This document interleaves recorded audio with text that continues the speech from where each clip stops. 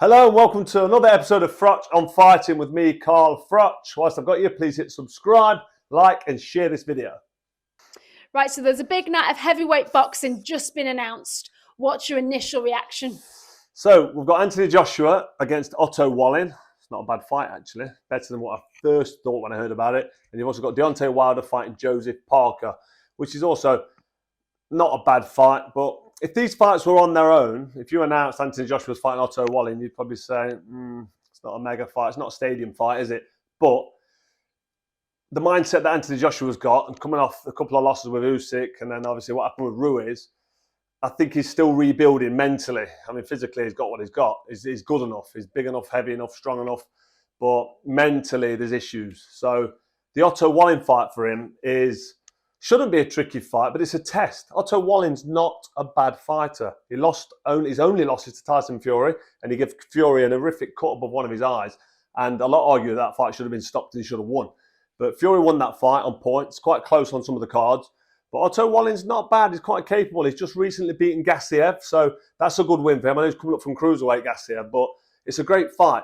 And then when you couple that with Deontay Wilder fighting Joseph Parker on the same night, as a show, as a spectacle, it's one to tune into. Individually, them fights aren't that big. Together, they're pretty big, and you can see what they're doing promotional-wise. They're going to get Anthony Joshua, provided he wins, in the ring against Deontay Wilder, provided he wins, which I think he does. And they'll have a face-off, and that'll build their fight. Two things, really. First of all, why isn't the fight happening with Anthony Joshua and Deontay Wilder? If they're both fit and strong and capable and gone through camps and they're both in the same building, this fight's been talked about now for getting on for 5 years, maybe even longer. And the fight's not happening. They're fighting other opponents. So they're obviously just squeezing that extra bit of juice out of the Saudi money, if you like, out of that fruit bowl. But the fans are left questioning, why is this happening? Or why isn't the AJ Deontay Wilder fight happening? The reason I don't think it's happening is because the AJ Wilder fight happened straight away. It could be career curtains for Anthony Joshua, because if he gets flattened by Wilder, that could be the end of him. So I understand from Eddie Hearn's point of view, let's get another one out of Anthony Joshua. Saudis are paying big bunts, so it makes sense because it makes a lot of money. But it's frustrating and annoying. Now, so would you say it's a bit of a warm-up one then? Warm-up fight before potentially a big one? This could be a potential warm-up fight for Anthony Joshua, but it's a potential banana skin. Otto Wallin's capable. He's decent. Like I mentioned earlier, that win against Gassiev, that's a good win. His only loss has come against Tyson Fury, and that was quite a close fight. He did get beat, but he cut Fury.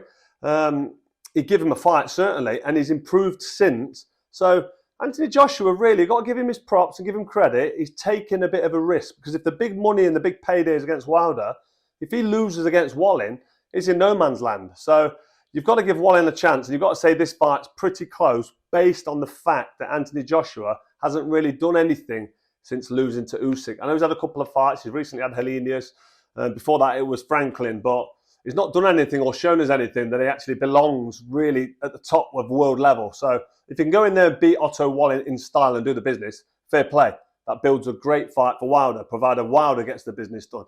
And I think Wilder does actually, going on to that, I think Wilder does do the business against Joseph Parker. Joseph Parker's always a capable fighter. He's got that loss to Dillian Whyte. He's been in a couple of close fights. Obviously, Anthony Joshua's already beaten him. So I would expect Deontay Wilder to probably beat Parker in style, probably knock him out. Parker won a couple of weeks ago, decent little win. He spends a lot of time with Tyson Fury. He's in the camp. He's training a lot with him. So he's capable, and he's early 30s, so he's young enough to still come again. But at this stage of his career, this is a money fight for him, and a fight that he's probably not going to be expected to win. So Deontay Wilder beats Parker, and Anthony Joshua, I would expect, beats Otto Wallin.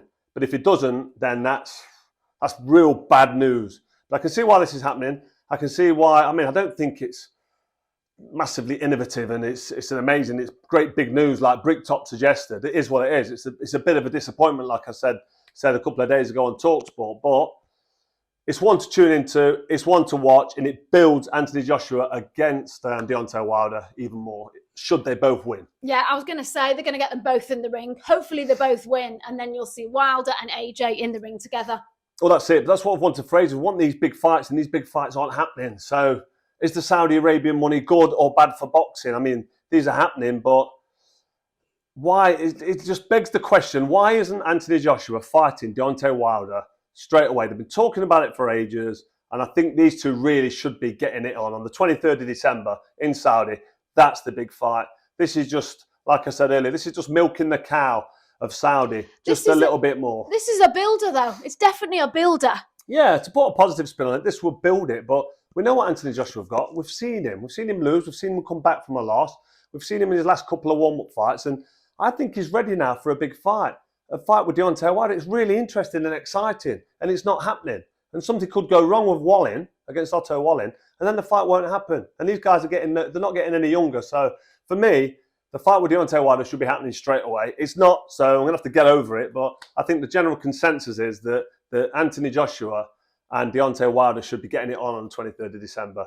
They're not. They're having this pre-fight, this warm-up thing, whatever you want to call it. But it could go wrong, so it could backfire. But for now, we're going to have to accept that these two fights are happening. It's almost like a straight semi-final. The two winners will go forward and they will fight each other. And AJ Deontay Wilder will be big and it will be exciting. So I get it. You're saying this could be a banana skin for AJ, but realistically, do you think he can beat him? Listen, I'm going to be totally honest. The Otto Wallin fight, when I first heard it, I thought, oh, easy fight for AJ. Not a journeyman fight, but a fight that he's expected to win. But Otto Wallin's very capable. Let's not forget. I mentioned it earlier, I know, but let's do it again. He went the distance with Tyson Fury. He gave him a fight. He hurt him. Tyson Fury's a great fighter. He's gone 12 rounds with a top fighter there. He's also just recently beaten Gassiev. Gassiev, if you have a look at his career, he's mainly cruiserweight, but what a fighter he is.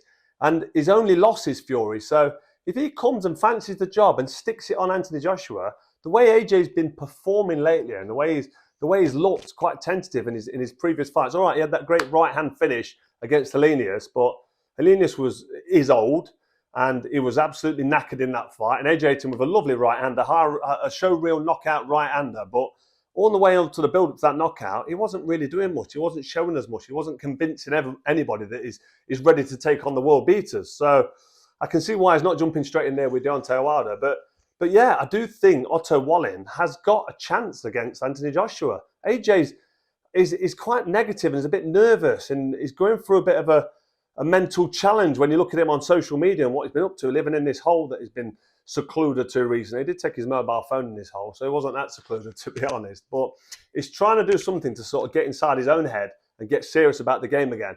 And if Otto Wallin believes in himself, which I'm sure he will, and he comes in and sticks it on Anthony Joshua, could be game over for AJ. If he don't rise to the occasion and don't meet Wallin as he comes and meets him with aggression and is offensive, then this could go wrong. So, to answer your question, I think that Otto Wallin does have a chance. I make Anthony Joshua quite a strong favourite, probably a 65-35 in his favour, but Otto Wallin has definitely got a chance. So don't rule anything out. This could be a massive upset. So that's my quick update for you on Froch on fighting. It's exciting news, really. Something's happening in the heavyweight division. It's moving forward to potentially a big fight. And you've also got Tyson Fury and Usyk. I think there's going to be an announcement very soon. So you'll probably see me sooner rather than later, luckily for you. But this has been another episode of Froch on fighting. Don't forget to hit subscribe, and I'll see you next time.